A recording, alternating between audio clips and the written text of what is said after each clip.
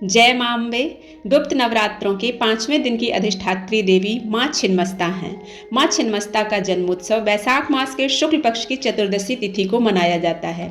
10 महाविद्याओं में छिन्नमस्तिका माता 5वें दिन की अधिष्ठात्री देवी है। देवी के इस रूप के विषय में कई पौराणिक धर्म ग्रंथों में उल्लेख मिलता है। मार्कंडेय पुराण व शिव पुराण में देवी के इस रूप का विशद वर्णन किया गया है। देवी की सहायक योगिनियां अजया और विजया को रुधिर पिपासा को शांत करने के लिए मां ने अपना मस्तक काटकर अपने रक्त से उनकी प्यास बुझाई। इसी कारण माता को छिन्नमस्तिका नाम से भी पुकारा जाने लगा। देवी की साधना जिस भाव से की जाती है वह उसे उसी भाव में दर्शन देती है। देवी छिन्नमस्तिका की पौराणिक कथा के अनुसार एक बार देवी पार्वती हिमालय भ्रमण करने के लिए गई। उनके साथ उनकी 2 सहचरियां जया और विजया थीं। हिमालय पर भ्रमण करते हुए वे हिमालय से दूर आ निकली। मार्ग में सुंदर मंदाकिनी नदी कल कल करती हुई बह रही थी, जिसका साफ स्वच्छ जल देखने पर देवी पार्वती को स्नान करने की इच्छा हुई। उन्होंने जया और विजया से अपनी मनसा कहते हुए कहा कि मेरा मन स्नान करने को कर रहा है, किंतु वे दोनों भूखी थीं। बोली, देवी हमें भूख लगी है, हम स्नान नहीं कर सकते। तो देवी ने कहा, ठीक है, तुम विश्राम करो, मैं जब तक स्नान करके आती हूँ। किंतु देवी को स्नान करने में अधिक समय लग गया। जया और विजया ने पुनः देवी से कहा, उनको कुछ खाने को चाहिए। देवी स्नान करती हुई बोली, कुछ देर से मैं बाहर आ रही हूँ, तुम्हें कुछ खाने को दूंगी। लेकिन थोड़ी ही देर में जया विजया ने फिर से खाने को कुछ मांगा। इस पर देवी नदी से बाहर आ गई और अपने हाथों में उन्होंने एक दिव्य खड्ग प्रकट किया। उस खड्ग से उन्होंने अपना सर काट लिया। देवी के कटे गले से रुधिर की धारा बहने लगी। 3 प्रमुख धाराएं ऊपर उठती हुई भूमि की ओर आई तो देवी ने कहा, जया विजया, तुम दोनों मेरे रक्त से अपनी भूख मिटा लो। ऐसा कहते हुए ही दोनों देवियां पार्वती जी का रुधिर पान करने लगीं। एक रक्त की धारा देवी ने स्वयं अपने ही मुख में डाल ली और रुधिर पान करने लगी। देवी के ऐसे रूप को देखकर देवताओं में त्राहि त्राहि मच गई। देवताओं ने देवी को प्रचंड चंड चंडिका कहकर संबोधित किया। ऋषियों ने कटे हुए सर के कारण देवी का नाम छिन्नमस्ता रखा। तब शिव ने कबंध शिव का रूप बनाकर देवी को शांत किया। शिव के आग्रह पर पुनः देवी ने सौम्य रूप धारण किया। नाथ पंथ सहित बौद्ध मतावलंबी भी देवी की उपासना करते हैं। भक्त को उनकी उपासना से भौतिक सुख संपदा वैभव की प्राप्ति होती है। वाद विवाद में फंसे व्यक्तियों को मां छिन्नमस्ता की पूजा करने से शत्रुओं पर विजय प्राप्त होती है। सम्मोहन शक्ति के साथ साथ अलौकिक संपदाएं भी प्राप्त होती हैं। इनकी सिद्धि हो जाने पर कुछ भी पाना शेष नहीं रह जाता।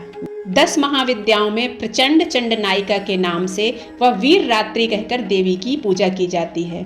देवी के शिव को कबंध शिव के नाम से पूजा जाता है। छिन्नमस्ता देवी शत्रुनाश की सबसे बड़ी देवी मानी जाती हैं। भगवान परशुराम ने इसी विद्या के प्रभाव से अपार बल अर्जित किया था। शास्त्रों में देवी को ही प्राणतोषिणी कहा गया है। देवी की स्तुति से देवी की अमोघ कृपा प्राप्त होती है। गृहस्थ साधक को सदा ही देवी की सौम्य रूप में साधना करना चाहिए। देवी योगमयी हैं, ध्यान समाधि द्वारा भी इनको प्रसन्न किया जा सकता है। इड़ा पिंगला सहित स्वयं देवी सुषुम्ना नाड़ी है, जो कुंडलिनी का स्थान है। देवी के भक्त को मृत्यु का भय नहीं रहता, वो इच्छानुसार जन्म ले सकता है।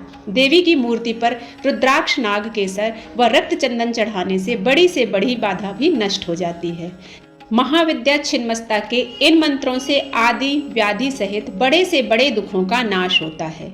देवी माँ का स्वतः सिद्ध महामंत्र है, ओम श्रीम ह्रीम ह्रीम क्लीम ऐं वज्र वैरोचने ह्रीम ह्रीम फट। इस मंत्र का 108 बार जाप करते समय गुलाब के पुष्प माता को अर्पित करना चाहिए।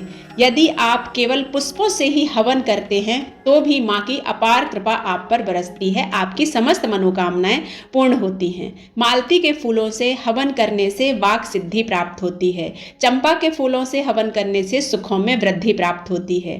बेल पत्र के फूलों से होम करने से लक्ष्मी प्राप्ति होती है व बेल के फलों को हवन करने पर अभिष्ट सिद्धि प्राप्त होती है। सफेद कनेर के फूल से हवन करने पर रोग मुक्ति मिलती है। अल्पायु दोष नष्ट हो जाता है और व्यक्ति 100 साल से भी अधिक उम्र प्राप्त करता है। लाल कनेर के पुष्पों से होम करने पर बहुत से लोगों को आकर्षण प्राप्त होता है। बंदूक पुष्पों से होम करने पर भाग्य में वृद्धि होती है। कमल के पुष्पों का घी के साथ हवन करने से बड़ी बाधा रुक जाती है।